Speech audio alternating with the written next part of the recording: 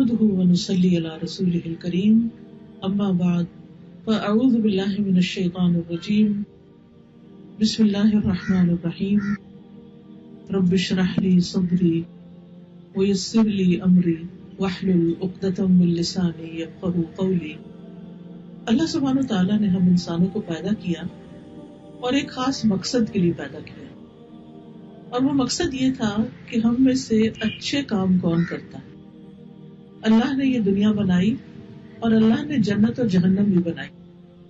اس دنیا میں انسانوں کو بھیجا اور انہیں آزمایا جا رہا ہے، بلکہ ان کی سلیکشن کی جا رہی ہے کہ کون ان میں سے اچھا ہے جسے جنتوں میں بسایا جا سکے، اور ان میں سے کون اچھا نہیں کہ جو اپنی سزا تک پہنچے. ہم میں سے ہر شخص اللہ سبحانہ وتعالیٰ اسے یہ دیکھ رہا ہے کہ ہم ڈفرینٹ سچویشنز میں کرتے کیا ہیں، ہمارے ایکشنز کیا ہیں، نارملی ہم کیا کچھ ہماری روٹین ہے، ہمارا صبح اور شام کا طریقہ کیا ہے، ہم دن کیسے گزارتے ہیں، ہم رات کیسے گزارتے ہیں، ہم سردیاں کیسے گزارتے ہیں، ہم گرمیاں کیسے گزارتے ہیں، ہم اپنے پروفیشنل لائف میں کیسے ہیں، ہم اپنی پرسنل لائف میں کیسے ہیں. تو یہ ہم سب سے دیکھا جا رہا ہے اور اس سے کوئی بھی مبرہ نہیں. کوئی عام انسان ہو، کوئی خاص انسان ہو، کوئی جوان ہو، کوئی بوڑھا ہو، سب پر اللہ کی نظر ہے. خود بھی اللہ سبحانہ وتعالیٰ خود ہر ایک کو واچ کر رہے ہیں. ان کل نفس لما علیہا حافظ، کوئی انسان ایسا نہیں کہ جس پر یعنی کوئی نگران نہ ہو، اور وہ نگران حافظ کون ہے؟ وہ اللہ سبحانہ وتعالیٰ خود ہی ہے. اسی طرح ہر انسان کے ساتھ اس نے 2 فرشتے رکھے ہیں جن کو کرامن کاتبین کہا جاتا ہے، یعنی معزز فرشتے. یہ فرشتے جو ہیں یہ انسان کے ہر عمل کو لکھ رہے ہیں. جو کچھ بھی ہم کرتے ہیں وہ سب کا سب لکھا جا رہا ہے، حتیٰ کہ ہمارے منہ سے ایک آہ بھی نکلتی ہے، ہائے بھی نکلتی ہے، وہ بھی لکھ لیتے ہیں. چاہے ہم کوئی کام کی بات کریں یا بیکار کی بات کریں، وہ سب لکھا جاتا ہے. یہ اتنا زیادہ کیوں دیکھا جا رہا ہے ہمیں، اور ہمارے اعمال کو کیوں لکھا جا رہا ہے؟ کیونکہ ایک یوم الدین ہے، بدلے کا دن ہے، جس میں انسان کو اس کے ان سارے اعمال کا بدلہ دیا جائے گا.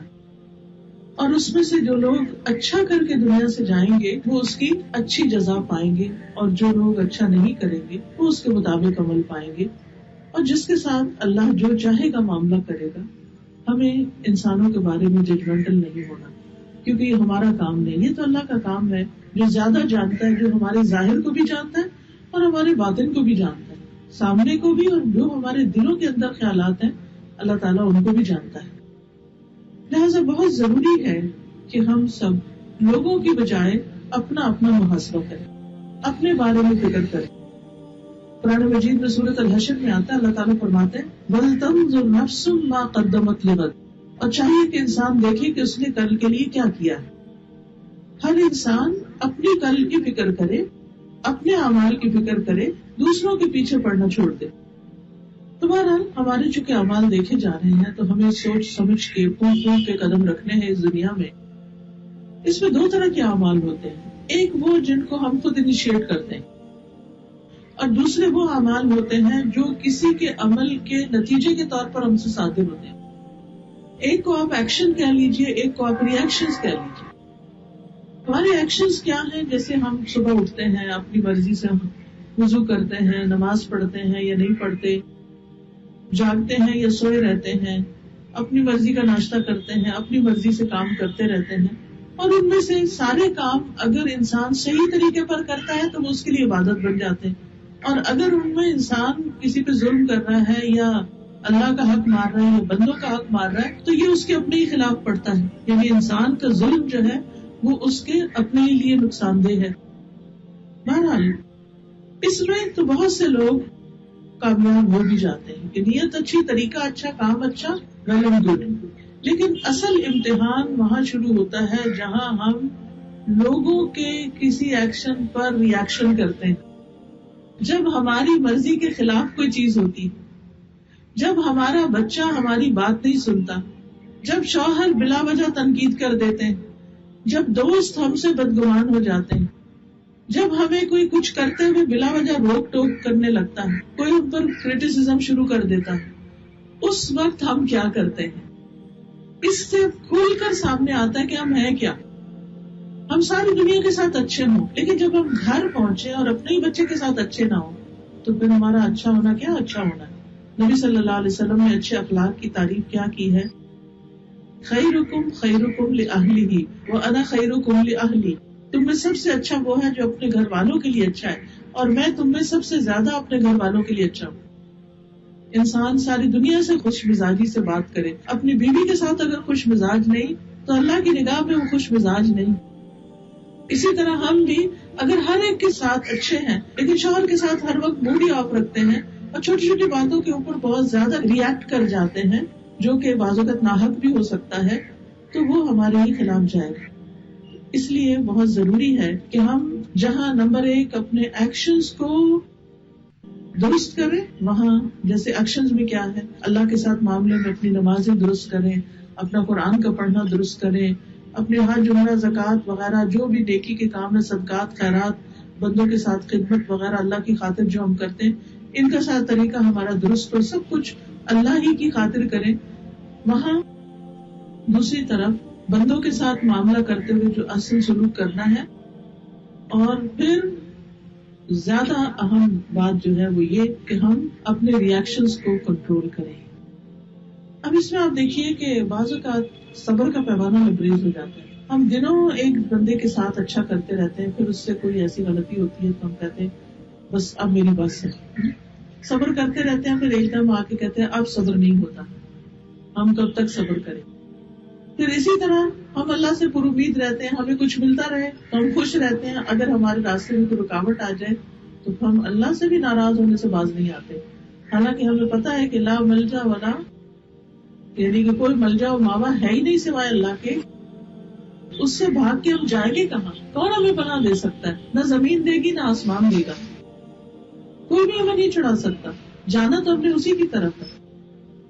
غفرانک ربنا والیک المصیر، ہم سب کہتے ہیں کہ بخشش تیری چاہیے اور اے ہمارے رب تیری ہی طرف لوٹنا ہے، تیری طرف واپسی. تو ہماری واپسی، ہمارا جانا وہ اللہ سبحانہ وتعالیٰ کی طرف ہے. تو اس لیے اس کے ساتھ معاملہ کا درست ہونا جو ہے یہ بہت ہی ضروری ہے اور ہماری ریکوائرمنٹ ہے کامیابی کے لیے. لیکن پھر ان مشکلات کا کیا کریں جو ہمارے راستے میں پیش آتی ہیں. اور بعض مشکلات تو ایسی ہوتی ہیں کہ جن سے جان چھڑانا محال ہوتا ہے. بعض غم ایسے ہوتے ہیں کہ جن سے ہمیں نجات ہی نہیں ملتی، جس کی وجہ سے ہم کئی خرابیاں کر جاتے ہیں. ہم اپنے غم اور دکھ اور پریشانی کے بوجھ تلے اس طرح دب جاتے ہیں کہ ہمیں سمجھ نہیں آتی کہ ہم کریں تو کیا کریں. اس لیے وہ ایکشن جو ہم خود انیشیٹ کرتے ہیں یا وہ ری ایکشن جو دوسروں کے رویے کے جواب میں ہم کرتے ہیں، ان سب کے لیے ضروری ہے کہ ہم اپنے طرز عمل پر غور کریں. آج میں چند ایک دعائیں آپ کو بتاؤں گی کہ جس سے انسان اپنی پریشانیوں اور اپنے مسائل پہ قابو پا سکتا ہے. اس کے بعد انشاءاللہ اگر آپ کو کوئی سوال ہوگا تو اس کے جواب میں کچھ چیزیں ہو سکتی ہیں. مصر کے ایک بہت بڑے اسکالر ہیں جنہوں نے قرآن کی تفسیر بھی کی ہے، ان کا نام ہے محمد متولی شعراوی. شاید آپ میں سے بھی کسی نے شیخ شعراوی کا نام سنا ہو. بہت مشہور اسکالر ہیں اور قرآن پاک چونکہ عرصے سے پڑھا رہے ہیں اس لیے بعض اوقات بڑے کام کے نقطے بتاتے ہیں. وہ کہتے ہیں کہ مجھے 4 طرح کے لوگوں پر تعجب ہے جو 4 مسائل کے حل سے غافل ہیں. یعنی وہ مسئلے کا شکار ہیں، اللہ نے مسئلے کا حل بتا دیا ہے لیکن انہیں نہیں پتا کہ حل کیا ہے، یا اگر پتا ہے تو وہ اس حل کو اختیار نہیں کرتے. وہ کہتے ہیں کہ مجھے تعجب ہے اس شخص پر جو غم سے آزمایا گیا، یعنی جس کے دل پر غم ہے، وہ غم میں ڈوبا ہوا ہے، کہ وہ کیسے اس آیت سے غفلت اختیار کرتا ہے، وہ کیسے اس آیت کو نہیں پڑھتا. لا الہ الا انت سبحانک سبحانک انی کنت من الظالمین. الہی تیرے سوا کوئی معبود نہیں، تو پاک ہے، بے شک میں ظالموں میں سے ہو گیا. یعنی میری غلطی، میرا قصور. آپ جانتے ہیں کہ یہ آیت پڑھی تھی یا یہ دعا پڑھی تھی یونس علیہ السلام نے جب وہ مچھلی کے پیٹ میں سمندر میں جا پڑے تھے، سمندر کی گہرائیوں میں اندھیروں پر اندھیرے میں ڈوب گئے تھے. آپ دیکھیں تھوڑی دیر کے لیے بھی لائٹ چلی جائے رات کو تو کتنا دل گھبرا جاتا ہے، کہاں یہ کہ وہ معلوم نہیں کتنا عرصہ اس کے اندر رہے. جو ہی وہ اس میں پہنچے تو اللہ سبحانہ تعالیٰ کو انہوں نے پکارا، لا الہ الا انت سبحانک انی کنت من الظالمین. تو کہتے ہیں کہ کیا تم نہیں جانتے کہ اس دعا پر اللہ نے انہیں کیا جواب دیا؟ فاستجبنا لہ ونجیناہ من الغم. ہم نے اس کی دعا سن لی اور ہم نے اس کو غم سے نجات دے دیا. وَكَذَلِكَ نُنْجِي الْمُؤْمِنِينَ. اسی طرح ہم مومنوں کو نجات دیں گے. یعنی جو بھی شخص غم میں مبتلا ہوگا، اگر وہ اسی کلمے کے ذریعے اللہ کی مدد مانگتا ہے تو ہم اس کی مدد کریں گے، ہم اس کو نجات دیں گے، ہم اسے مشکل سے نکالیں گے. اب سوچئے، یاد کیجئے آپ کی زندگی میں کیا چیز بڑی مشکل بنی ہوئی ہے. کوئی انسان ہے یا مالی مشکلات ہیں یا کسی کی جدائی ہے. بعض اوقات ایسے ہوتا ہے نا، جب اپنی اسٹیج کو پہنچتے ہیں تو بچے بڑے ہو جاتے ہیں یا ان کی شادیاں ہو جاتی ہیں یا پڑھنے باہر بھیج دیتے ہیں اور اس کے بعد مائیں جو ہے وہ اداس ہی رہتی ہے، کسی جگہ دل نہیں لگتا، ہر ایک چیز پھیکی پھیکی لگتی ہے. اپنی زندگی بچوں کے پیچھے گھلا ڈالتے ہیں. وہ خوش ہیں تب بھی، وہ خوش نہیں تب بھی، وہ چھوٹے ہیں تب بھی. ماؤں کا تو سب سے بڑا غم اولاد ہی بن جاتا ہے. تو ایسی صورت میں جب یاد آئے، جب دل اداس ہونے لگے، جب پریشانی چھانے لگے، فوراً تسبیح اٹھائے اور اللہ کا ذکر شروع کرے. لا الہ الا انت سبحانک انی کنت من الظالمین کا ورد کرنا شروع کر دے. اب اس میں آپ دیکھیے کہ بعض اوقات ہم پڑھتے ہیں لیکن خود ساختہ طریقے اختیار کیے ہوئے. کہیں میں نے دیکھا کہ لوگوں نے پانی کے پیالے رکھے اور اس میں تسبیحیں ڈبوئی ہوئی ہوں اور ان پہ پڑھ رہے ہیں. یہ بھی ایک خود ساختہ تکلف کی بات ہے. اس کی کوئی ہمیں نہ طریقہ بتایا گیا اور نہ ہی کچھ کہا گیا، بس صرف یہ جملہ دہرانا ہے اور اسی جذبے اور اسی خشوع اور اسی سنجیدگی اور اسی اخلاص کے ساتھ پڑھنا ہے جس کے ساتھ یونس علیہ السلام نے پڑھا تھا. اور وہ کیا تھا کہ دل کی گہرائیوں سے. آپ دیکھیے کہ جو شخص کسی قید خانے میں ہو، کوئی شخص کہیں کنفائن ہو گیا ہو، کہیں پھنس گیا ہو، کبھی ہو سکتا ہے آپ کسی لفٹ میں چڑھے اور وہاں بجلی چلی گئی اور لفٹ کا دروازہ اندھیرے میں بند ہو گیا ہو. کچھ لوگوں کو ایسا فوبیا بھی ہوتا ہے کہ وہ بند جگہ پہ نہیں جا سکتے، اور کہیں واش روم کی کنڈی کھٹک گئی اور وہ کھل نہ رہی ہو یا دروازہ نہ کھل رہا ہو تو دل کا حال کیا ہوتا ہے. تو یونس علیہ السلام کے تو مچھلی کے پیٹ میں چلے گئے تھے، وہاں تو نہ کنڈی تھی نہ دروازہ تھا، نہ کچھ توڑ سکتے تھے نہ کچھ، اور اگر باہر نکلتے بھی تو کہاں جاتے. سمندر کی گہرائیوں میں بچنے کا کوئی راستہ نہیں تھا. اور یہ سچی سٹوری ہے، سچی بات ہے. اس جگہ سے اللہ نے ان کو نکالا، چونکہ مچھلی کے پیٹ میں اسٹامک میں ایسڈ ہوتا ہے، لہٰذا ان کا جسم جو تھا وہ کچھ اسکن ڈیزیز ان کو ہو گئی، اس سے اسکن پرابلم ہو گیا. تو اللہ کے حکم سے مچھلی نے ان کو کنارے میں لا کے اگل کے ڈالا. اللہ نے ان کے اوپر ایک بیل اگائی، کدو کی بیل تھی، جس سے انہوں نے پھر کھایا بھی اور اس کا سایہ بھی انہیں ملا. اور کس طرح اللہ نے ان کو اس مشقت سے نجات دے دی. فاستجبنا له ونجیناہ من الغم وکذالک ننجی المؤمنین. یہ جو جملہ ہے نا، وکذالک ننجی المؤمنین، اسی طرح ہم مومنوں کو، ایمان والوں کو بچا لیا کرتے ہیں، ان کو بھی نجات دیتے ہیں. اس میں خوشخبری ہے ہم سب کے لیے. یاد رکھیے، شیطان خوش ہوتا ہے بندے کو غمگین کر کے، کیونکہ وہ دشمن ہے نا. کسی کا بھی دشمن کیا چاہتا ہے کہ جس سے اس کی دشمنی ہے اس کی زندگی میں کوئی خوشی نہ ہو، اس سے حسد کرتا ہے، اس کو تکلیف دیتا ہے، اس کو پریشان رکھتا ہے. شیطان بڑا خوش ہوتا ہے جب مومن غمگین ہوتا ہے. تو ہم نے اپنے دشمن کو خوش نہیں ہونے دینا. آپ دیکھیں بعض اوقات ہمیں پتا ہوتا ہے نا کہ کچھ لوگ جو ہیں ہمیں واچ کر رہے ہوتے ہیں اور وہ ہماری کسی خوشی سے خوش نہیں ہوتے، تو ہم ان کے سامنے اپنے آپ کو اور کمپوز کر لیتے ہیں اور ظاہر ہی نہیں ہونے دیتے کہ ہمیں کوئی کمی ہے یا ہمیں کوئی تکلیف ہے. ہم اپنے اوپر ایک ایسی کیفیت لاتے ہیں کہ کوئی ہمیں یہ نہ کہے کہ یہ پریشان ہے. تو مزہ آیا کہ پریشانی آئی اس پر. کسی دشمن کو اپنے اوپر ہنسنے نہیں دیتے. تو ہم شیطان دشمن کو اپنے اوپر کیوں ہنسنے دیں؟ کسی بھی غم اور پریشانی کو یاد کر کے پڑھیے، لا الہ الا انت سبحانک انی کنت من الظالمین. سبحانک، تو پاک ہے. یعنی اگر مجھ پہ یہ مصیبت آئی ہے تو میں تجھے بلیم نہیں کرتی. کچھ لوگ تو اللہ کو بلیم کرنے لگتے ہیں، وائی می. نہیں، اللہ، اس میں کوئی ضرور حکمت ہے. آپ دیکھیے کہ سونے کو جب خالص کرنا ہو تو اسے بھٹی میں ڈالا جاتا ہے، اسے پگھلایا جاتا ہے، اسے سخت گرم کیا جاتا ہے، اسی طرح جس انسان کو سونا بنانا ہو اللہ اس کو مشکل میں ڈالتے ہیں کہ اس کے سارے میل کچیل، اس کی بری عادتیں، اس کی کمی بیشی ختم ہو جائے اور یہ نکھر کے میچور ہو کے باہر آئے. تو اس لیے بہت ضروری ہے کہ ہم یہ کلمہ پڑھنا نہ بھولیں. لیکن ہوتا پتہ کیا، ہمارے یہاں رواج یہ ہے کہ جب کسی کو مشکل آتی ہے وہ لوگوں کو اکٹھا کر لیتے ہیں، انہیں وہ 1.25 لاکھ روپیہ دے کے بٹھا دیتے ہیں، خود کچن میں چلے جاتے ہیں، خود کھانا پینے کا ارینجمنٹ کرنے لگتے ہیں، لوگوں کو ویلکم کر رہے ہوتے ہیں اور لوگوں سے پڑھوا رہے ہوتے ہیں، اور لوگ اپنے لیے پڑھ رہے ہوتے ہیں لا الہ الا انت سبحانک انی کنت من الظالمین، میں ظالم. تو گھر والے کو کیا ملا اس سے؟ جو پڑھے گا اسی کو ملے گا نا.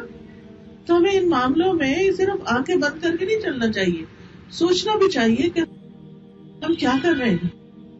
تو لا الہ الا انت سبحانک، تو پاک ہے، انی کنت من الظالمین، میرا قصور ہے، میری غلطی ہے. یاد رکھیے ہم پر جو آزمائشیں اور تکلیفیں اور غم آتے ہیں اکثر وہ ہماری اپنے ہاتھوں کی کمائی ہوتی ہے. قرآن مجید میں آتا ہے وَمَا أَصَابَكَ مِن مُّصِيبَةٍ فَمِن نَفْسِكَ، تمہیں جو بھی مصیبت پہنچی ہے وہ تمہاری نفس کی طرف سے. ایک اور جگہ پڑھتا فَبِمَا كَسَبَتْ أَيْدِيكُمْ، تمہارے اپنے ہاتھوں کی کمائی ہے. ہم انسان ہیں، ہم سے غلطیاں ہوتی، دن رات غلطیاں ہوتی ہیں. اللہ تعالیٰ کیا چاہتا ہے کہ ہمیں پاک کر دے. قرآن مجید میں وعدہ بھی کیا گیا ہے قد افلح من تزکا، یقیناً کامیاب ہو گیا جو پاک ہو گیا. تو اللہ سبحانہ و تعالیٰ ہمارا تزکیہ بھی کرتا ہے مشکل میں ڈال کے. لیکن ہم کمزور بندے ہیں نا، زیادہ دن ہم سے مشکل برداشت نہیں ہوتی، تو ہم اللہ سے اور قریب ہوتے ہیں، پھر دعا کرتے ہیں کہ اللہ تو مجھے اس سے باہر نکال دے. پھر اسی طرح وہ کہتے ہیں مجھے تعجب ہے اس شخص پر جو بیماری سے آزمایا گیا کہ وہ کیسے اس دعا سے غفلت کرتا ہے رب انی مسنی الضر وانت ارحم الراحمین. اے میرے رب مجھے یہ بیماری لگ گئی ہے اور تو رحم کرنے والوں میں سے سب سے زیادہ رحم کرنے والا، تو سب سے زیادہ مہربان ہے، تو اس بیماری کو دور کر سکتا ہے، تو اس تکلیف کو دور کر سکتا ہے. لیکن آپ دیکھیے کہ ہم اپنی بیماری میں اور پتہ نہیں کیا کچھ کرتے رہتے ہیں، اس ڈاکٹر کے پاس جا، اس کے پاس جا، یہ وظیفہ کر، وہ کر. یہ جو دعا ہے اس کو پڑھنا بھول جاتے ہیں، شیطان ہمیں بلوا دیتا ہے. یہ کس نے پڑھی تھی دعا؟ ایوب علیہ السلام نے. پھر کیا ہوا؟ اللہ سبحانہ وتعالیٰ نے فرمایا فاستجبنا له وکشفنا ما به من ضر، تو ہم نے اس کی دعا سن لی اور اس کی جو تکلیف تھی اس سے دور کر دی. کہا جاتا ہے کہ 18 سال تک وہ بیماری میں مبتلا رہے اور اسکن ڈیزیز تھی، سب لوگ ان کو چھوڑ گئے تھے، حتیٰ کہ ان کے اپنے گھر والے بھی، کوئی بھی ان کے پاس نہیں تھا. تو پھر کیا ہوا؟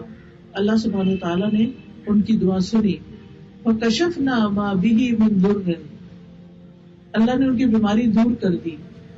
تو ہمیں بھی کیا کرنا چاہیے؟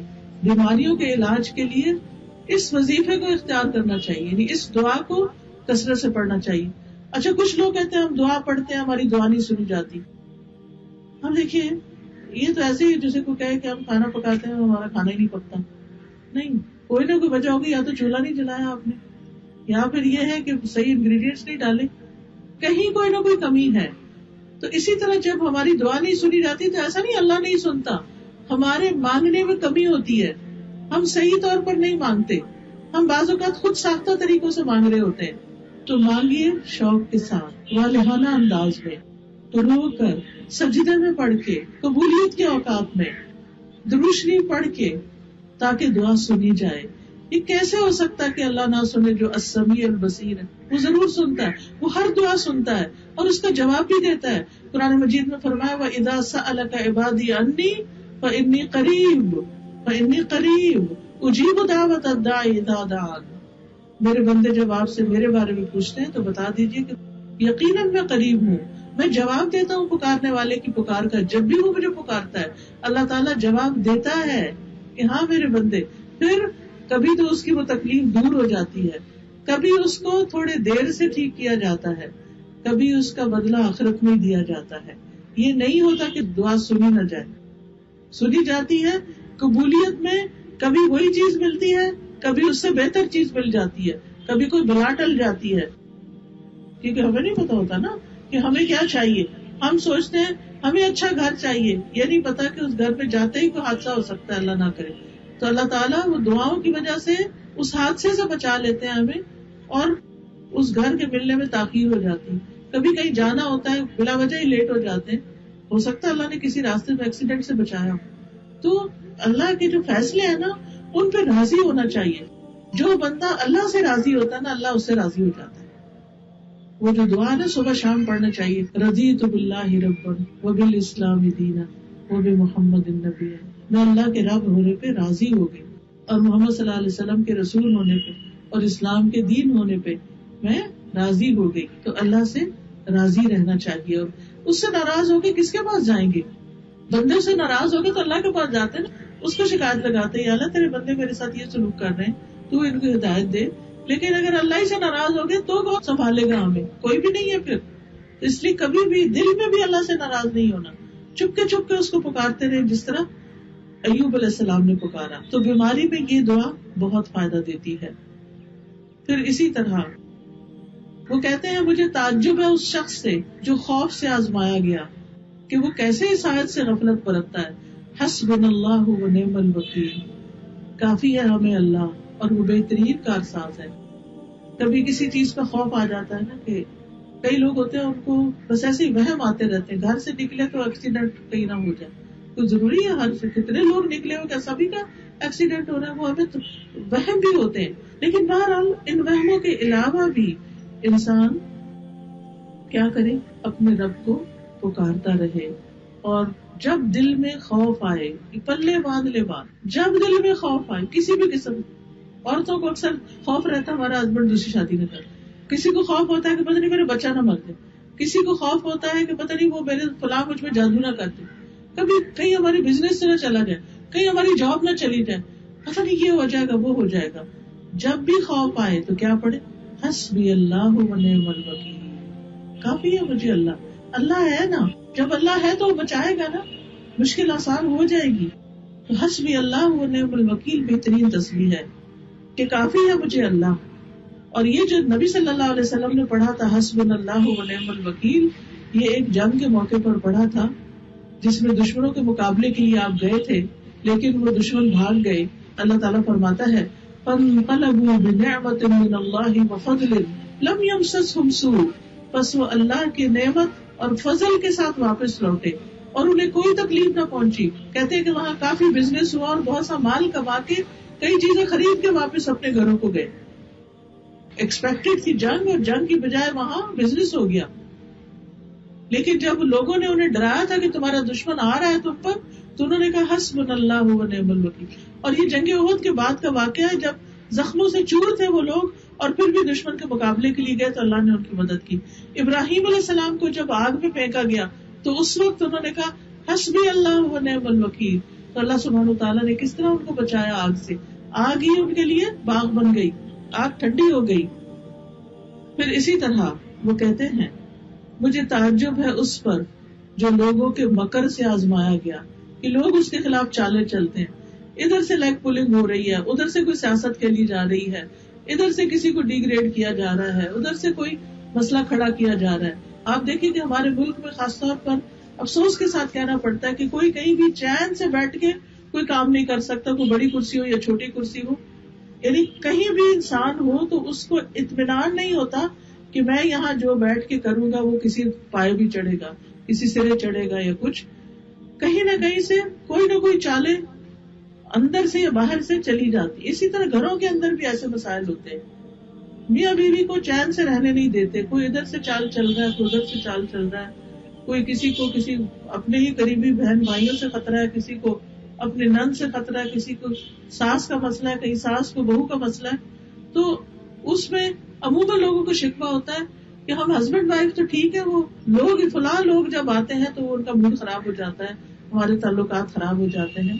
تو ایسے موقعوں پر بھی خوف اپنے اندر سے نکالیے، اپنا معاملہ اللہ کے سپرد کر دیجیے. اس میں آپ دیکھیے کہ وَأُفَوِّضُ أَمْرِي إِلَى اللَّهِ إِنَّ اللَّهَ بَصِيرٌ بِالْعِبَادِ. یہ کس نے پڑھا تھا؟ یہ کلمہ کس نے پڑھا تھا کہ میں اپنا معاملہ اللہ کے سپرد کرتا ہوں، اللہ اپنے بندوں کو دیکھنے والا ہے. یعقوب علیہ السلام نے جب انہوں نے اپنا معاملہ اللہ کے سپرد کر دیا تو بات یہ ہے کہ بہت دفعہ ایسا ہوتا ہے کہ اپنے ہی پیارے، اب دیکھیں یعقوب علیہ السلام کس سے آزمائے گئے تھے؟ اپنے بیٹوں سے، کہ جنہوں نے اپنے ہی بھائی کو اٹھا کے کنویں میں پھینک دیا تھا. کبھی ایسا بھی ہوتا ہے اپنی اولاد آزمائش بن جاتی ہے، اپنی اولاد ہی مصیبتیں کھڑی کر دیتی ہے، اپنی اولاد ہی دشمن بن جاتی ہے. اور اس سے بڑا غم کوئی نہیں ہو سکتا کہ جن کو پلکوں پہ پالا، ہر کوئی دکھ تکلیف نہ ہونے دی، وہی کھڑے ہو گئے تکلیف دینے کے لیے. یہ بہت بڑا غم ہوتا ہے. لیکن انسان جب اپنا معاملہ اللہ کے سپرد کر دیتا ہے، اللہ اس کے لیے کافی ہو جاتا ہے. یا اللہ یہ معاملہ مجھ سے نہیں سنبھلتا، یہ میرے قابو میں نہیں، یہ میرے بس میں نہیں، تو ہی ان کو سنبھال، تو ہی ان کو ہدایت دے. تو اللہ سبحانہ وتعالیٰ اس معاملے کو اپنے ذمے لے لیتا ہے.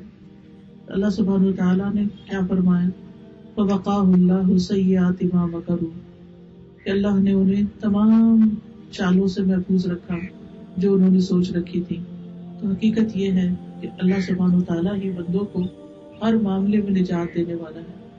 تو اس لیے بہت ضروری ہے کہ ہم ہر معاملے میں اللہ سبحانہ وتعالیٰ کی طرف رجوع کریں. دیکھیے غم اور دکھ سے بچنے کے لیے کچھ دعائیں اور بھی ہیں. مثلا ایک دعا ہے اللہ اللہ ربی لا اشرک بہ شیئا، اللہ اللہ میرا رب، میں اس کے ساتھ کسی کو بھی شریک نہیں کرتی.